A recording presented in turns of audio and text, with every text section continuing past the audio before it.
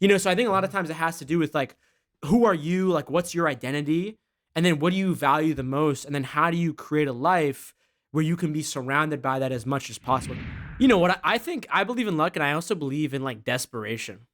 So I think a lot of, Yeah. I think a lot of times, like when you think of someone like Gary Vee, where he's like, yo, I had to, my dad ran this business and then I had to hustle for a decade, and it's like a lot of the times, like people do that because in their head, like they don't have any other choice. Like they're so desperate for money where they really, I would say, just torture themselves and really just like mess up their entire life. Like they literally just take this thing and it messes up their entire life and they become addicted to it. They become obsessed by it. And yeah, if you're living that lifestyle where like every day you're like trying to figure out how to do this thing, then yeah, you're definitely going to get lucky for sure, because right time, right place, so I think about that a lot.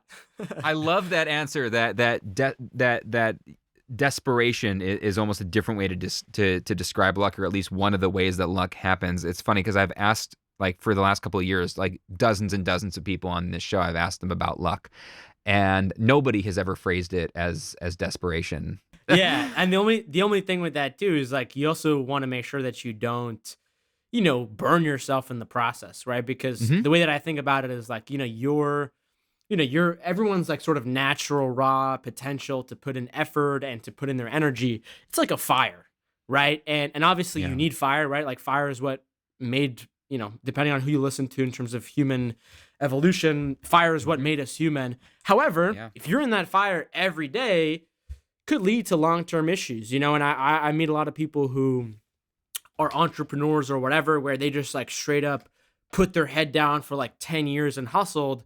But then now they have like this, stress autoimmune issue, or now like they have like this mental health, and so I think it's one of those things now, like where I'm much more focused on that, where it's like, yeah, if you do that, yeah, you can make money.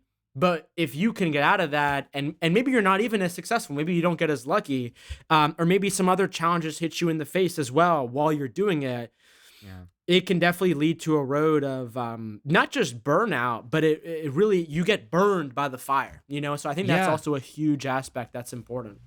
I'm with you, and that's why I've been thinking about luck so much, is that I think a lot of times what you just described is actually the most common thing that happens to people, because they hear this message of hard work, passion, and persistence, and they don't hear also luck. They never hear that, and so they think, if I'm not successful yet, it's just because I haven't worked hard enough or long enough or both.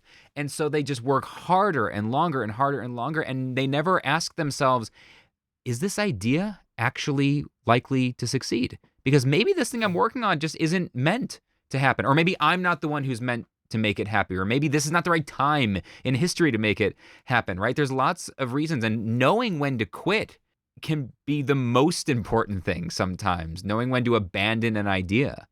Do you have, you've abandoned, I'm sure, lots of ideas that have failed. Do you have any suggestions for somebody? Like, how do you know when to abandon an idea because it's not going to work versus it just needs a little bit more time, I need to work a little bit harder? How do you figure that out? Yeah, well, what I would say is I definitely agree with what you said. You said passion, persistence, and what was that? Hard work, and then luck.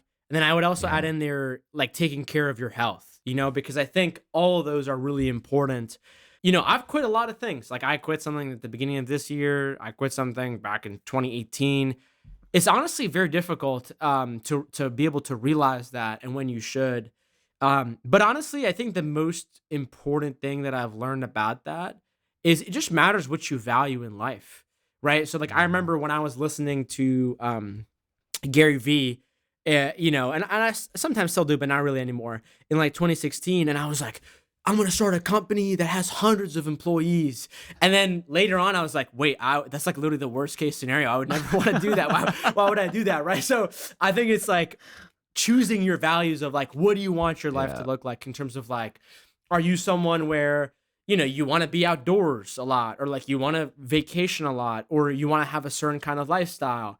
I think that is really what's important, because based on that, you may have to stop and be like, oh, this vehicle that I'm on, it may not actually take me there, right? Like, for example, for me, before I was like, doing this full time, I was running like this marketing podcast agency, and it was cool. It definitely made me money, But at the end of the road, it was just like, I was just like, you know what? I don't necessarily need to do this for my finances. And honestly, 5 years from now, even if this doesn't become successful, or excuse me, if it does become successful, I don't really even want to be a part of that, because then it's just going to Mm. be its own thing. And I've kind of learned that, I'm sort of more of like a creator, creative, visionary person rather than like a day to day operations. And so, so I think a lot of times it has to do with like, who are you? Like, what's your identity? And then what do you value the most? And then how do you create a life where you can be surrounded by that as much as possible? It could definitely be hard to realize it Yeah. in the moment. But I think another thing too is that, we live in 2021 where, of course, like there's challenges today that make life a lot harder.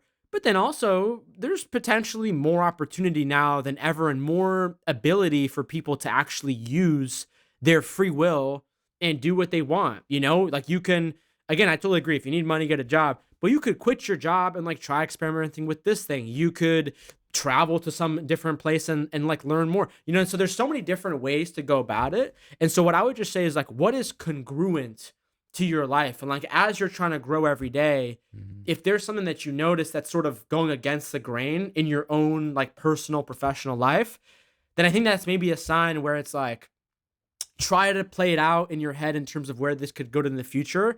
And if you don't want to be where that vehicle is going to take you in the future, then you should probably get off the train. And it's sort of similar to like a Yeah. train, right? Like if you get on a train, no one's going to kick you off the train, right? But the conductor, he's going to tell you, "Hey guys, it's this stop. Hey guys, it's this stop," right? But if you're like Yeah. asleep, or if you're just like you're playing a game and you got your headphones in, you may never actually stop and get up and got off the train, and then that train may take you to somewhere you may not even want to go. And so I think that's kind of the way that I conceptualize it.